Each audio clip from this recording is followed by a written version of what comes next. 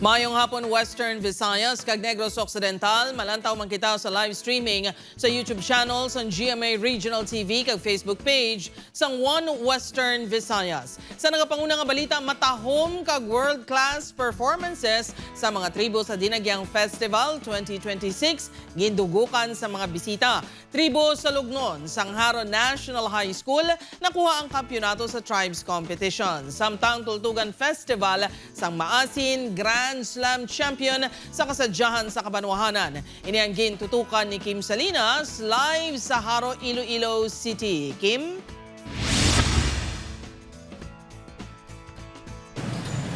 Jert, liwat na papadudaan sang Dinagyang Festival nga ini ang best tourism event sa Pilipinas matapos sang pagdagsa sang mga bisita sa kayuwatan kag pagpakita sang madinuagon nga mga performances.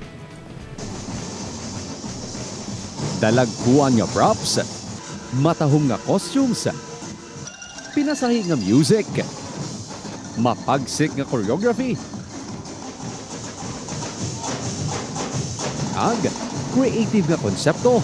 Ini ang liwat na saksihan sa 7 ka tribo sa Dinagyang Tribes Competition 2026 kahapon. Ginbida sa mga tribo ang endemic kag endangered species nga sapat sa Western Visayas. Very vibrant, colorful, and very festive yung atake ng Dinagyang. It's really, really nice, and it's the energy is there. Everybody's good.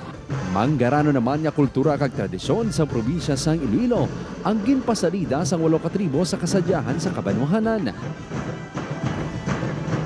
Magandang performance ng mga nakasumali. Nangin makahalawat-awat ang pag-anunsya sa mga winners sa Iloilo Freedom Grandstand. Apang sa ulihi sa Tribes Competition, nang ibabaw ang tribo sa Lugnon sang Haro National High School.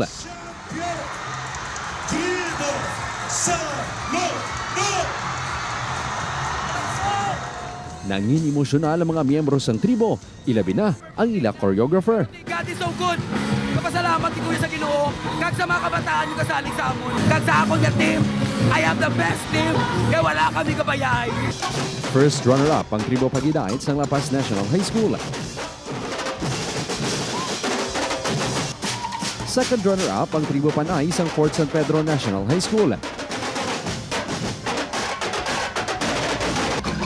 Kag third runner-up ang tribo Taga-Barrio sang Barrio Obrero Lapuz.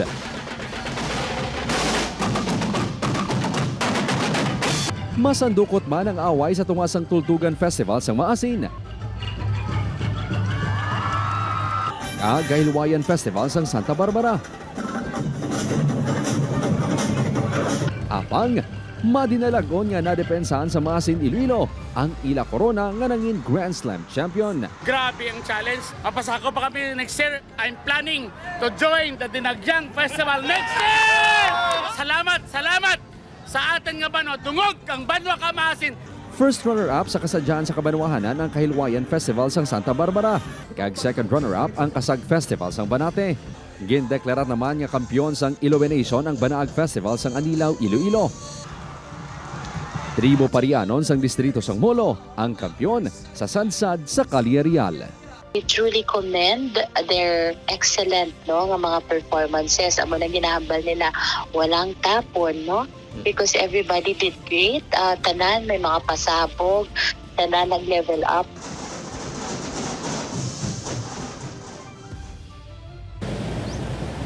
Jert, magluwas sa trophies, nagpauli man ang winning tribes sang cash prizes.